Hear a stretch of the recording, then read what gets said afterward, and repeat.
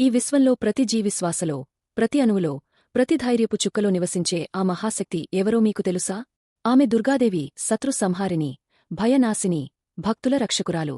ప్రాచీన కాలంలో మహిషాసురుడు అనే రాక్షసుడు కైనమైన తపస్సుతో బ్రహ్మదేవుడిని ప్రసన్నం చేసుకున్నాడు. ఓ బ్రాహ్మా! నాకు ఎవరు చావు తేవలేరు, ఒక్క స్త్రీ తప్ప అని వరం పొందాడు. అతనికి అనిపించింది, స్త్రీ అంటే బలహీనమే, యుద్ధం చేయలేరు, కాబట్టి ఇది సురక్షితం. కాని వరం పొందిన వెంటనే అతని అహంకారం ఆకాశాన్ని తాకింది. స్వర్గాన్ని ఆక్రమించాడు, దేవతలను తరిమివేశాడు, భూమిమీద భయానక పాలన ప్రారంభించాడు. అప్పుడు దేవతలు ముగ్గురు మహాదేవతలను ఆశ్రయించారు: బ్రహ్మ, విష్ణు, మహేశ్వరులు. ముగ్గురు తమ శక్తులన్నీ ఒకే వెలుగుగా సమకూర్చారు. ఆ వెలుగు ఆకాశాన్ని నింపి దానిలోంచి ఒక అద్భుత స్త్రీ రూపం ప్రతిఫలించింది, అదే దుర్గామాత. ప్రతి దేవుడు తన శ్రేష్ఠమైన ఆయుధాన్ని ఆమెకు సమర్పించాడు. విష్ణువు సుదర్శన చక్రం, శివుడు త్రిశూలం, వాయుదేవుడు గద, అగ్నిదేవుడు శక్తి, వరుణుడు పాసం, ఇంద్రుడు వజ్రాయం. అలా అన్ని శక్తులతో సింహవాహనంపై కూర్చుని దుర్గామాత యుద్ధానికి సిద్ధమైంది. మహిషాసురుడు దుర్గామాతను చూసి నవ్వాడు. ఒక స్త్రీ నన్ను ఎలా జయిస్తుంది? అప్పుడు దేవి సింహంలా గర్జించింది. ఆ గర్జనలోనే భూలోకం కంపించింది. 9 రాత్రులపాటు యుద్ధం కొనసాగింది. మహిషాసురుడు ఎద్దు, ఏనుగు, సింహం వంటి అనేక రూపాలు ధరించి యుద్ధం చేశాడు.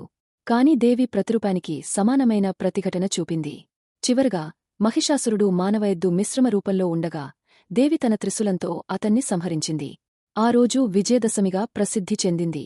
ప్రతి సంవత్సరం దుర్గామాత విజయాన్ని స్మరించుకుంటూ నవరాత్రి జరుపుకుంటారు. ప్రతిరోజూ ఆమె ఒక్కొక్క రూపాన్ని పూజిస్తారు.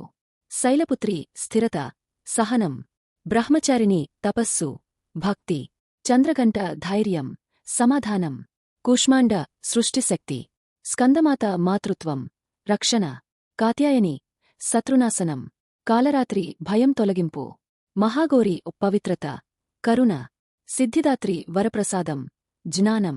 దుర్గామాత ప్రతీకలు: సింహం ధైర్యం నియంత్రణ, 10 చేతులు అన్ని దిశల్లో శక్తి వ్యాప్తి, ఆయుధాలు చెడుపై జయం, ధర్మరక్షణ, అలంకారాలు శక్తి సౌందర్య సమన్వయం. దుర్గామాతను స్మరించినవారికి భయం దూరమవుతుంది, ధైర్యం పెరుగుతుంది.